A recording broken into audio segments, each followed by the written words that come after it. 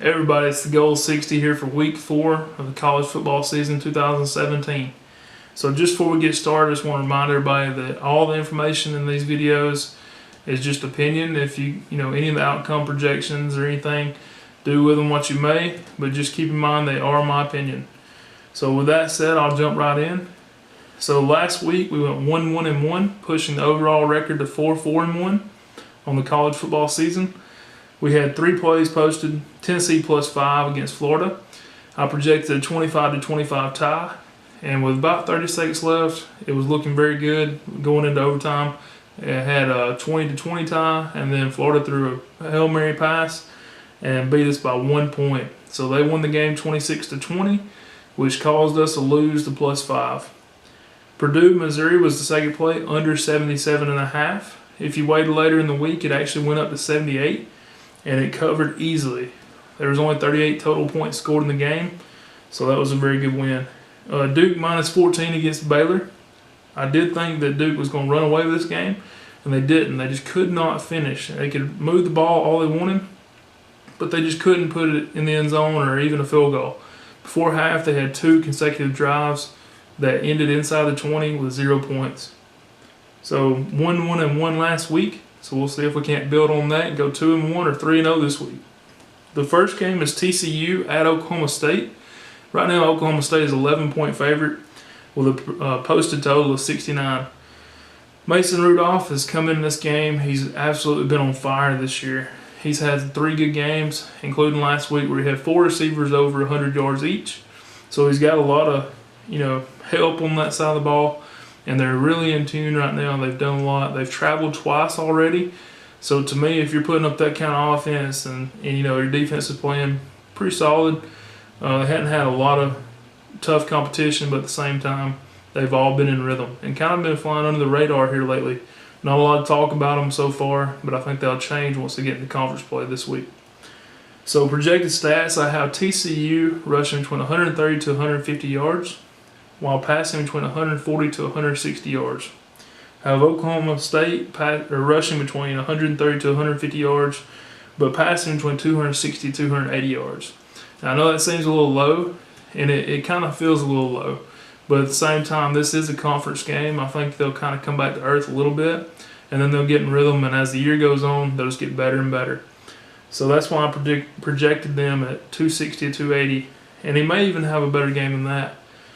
But with that said, a few trends that stood out to me was Oklahoma State is 4-1 the last 5 against TCU, and all 4 of those wins they did cover.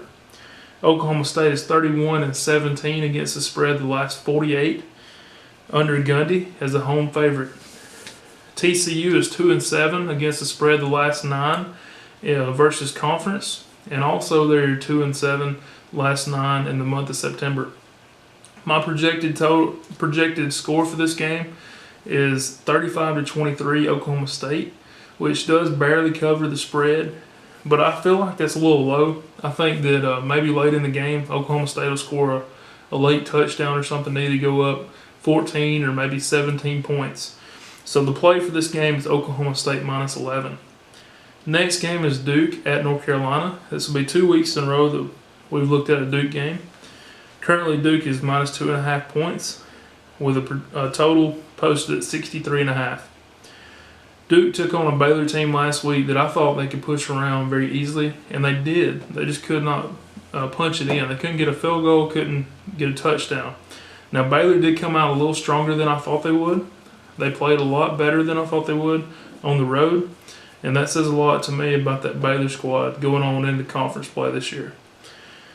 But in this game, something that stood out to me as far as the data was ACC teams that are away favorites of 0 to 4 points during the first 5 weeks of the season are 10-6, which is 62.5%. Some trends that go along with that. North Carolina is 1-5 the last 6 against the spread after scoring 40+ points the week before. North Carolina is 5-11 their last 16 against the spread in September football games. Duke is 8-2-1 the last 11 against the spread of any amount. So that's as a favorite or dog. Projected stats for this game, I have Duke rushing between 190 to 210 yards, while passing between 255 to 275 yards. I have North Carolina rushing between 120 to 140 yards and passing between 250 to 270. So I think this game is going to be pretty close to the end. It is a rivalry game, but I think Duke is strong enough to pull away from them. I think the 37 to 27 Duke final, which would be 10 points, and cover that 2.5.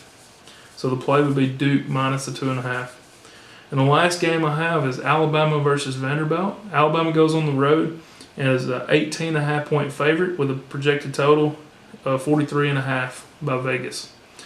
Back in 2007, Nick Saban's first year, he did beat Vanderbilt to get his first SEC win for the Tide. And it's been 10 years since Alabama played Vanderbilt. Some stats or data that stands out to me. SEC away favorites of 17.5 to 24 points during the first 5 weeks of the year are 6 and 9, 40%. Trends that stand out: Vanderbilt is 8-3 against the spread under head coach Mason. Vanderbilt's 4-1 against the spread the last 5 as a home dog of more than 10 points, and they're 8-2 against the spread the last 10 as a dog at home of any range. Projected stats: I have Alabama rushing between 160 to 180 yards while only passing between 80 to 100 yards. I have Vanderbilt rushing between 55 and 75 yards, but passing between 190 to 210 yards. They did play Kansas State last week, and Kansas State loves to run the quarterback, which is exactly what Alabama's going to do. So even though Kansas State quarterback is nowhere near what Jalen Hurts is, I think that giving them a little bit of practice against the in-game situation with that, I think it's going to help Vanderbilt. I do. And Mason being a defensive-minded coach, former defensive coordinator, I think this is a pretty good game for Vanderbilt. I have the final projected at 28-20 with an Alabama win, which is only 8 points given and stays well below the 18.5 point spread. That's also 5 points higher than the projected total. But with that, the play will be Vanderbilt plus the 18.5. Some leans that stood out but did not make the cut: Arizona State plus 16, Cal plus 16.5, Iowa plus 12.5, Rutgers plus a 13.5, and also in the Rutgers-Nebraska game over 48.5. So if you haven't followed me at the Goal 60 or checked out thegoal60.com for all these write-ups with the video, please do so. I'm going to link the NFL video that'll be coming out later today. And also, please go back and watch any of the videos, including the preseason predictions for all Power 5 conferences. And after that, good luck this week, and see you next week. Thanks.